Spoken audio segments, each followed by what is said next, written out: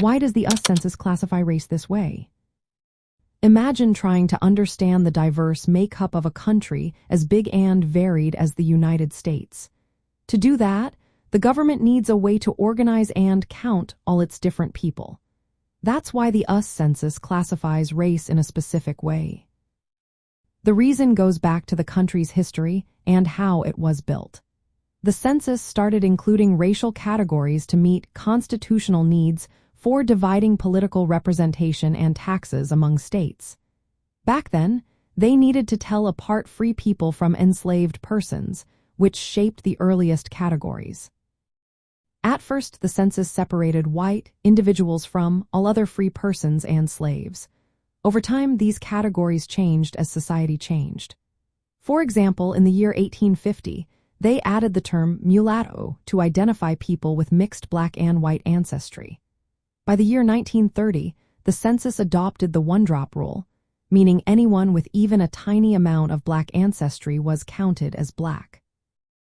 The census also added categories like Mexican during the 1920s, but later removed it in 1940 to classify Mexicans as white. This was done to improve diplomatic relations with Mexico. These shifts show how social attitudes and politics influenced how race was classified. Legal decisions also played a role. Laws about citizenship and rights affected how races were categorized. In the mid-20th century, the census allowed people to choose their own race instead of having someone else assign it. This change recognized personal identity more accurately. As the United States grew and became more diverse, the census added categories for American Indian, Eskimo, Aleut, Hawaiian, and various Asian groups. These updates reflected new states joining the Union and the recognition of different communities.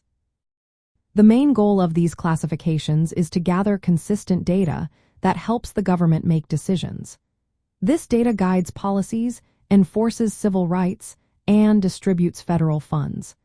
The categories are reviewed and updated regularly to keep pace with the country's changing social landscape.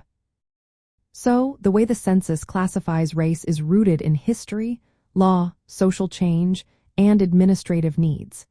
It's a way to understand who we are as a nation and how our population is evolving over time.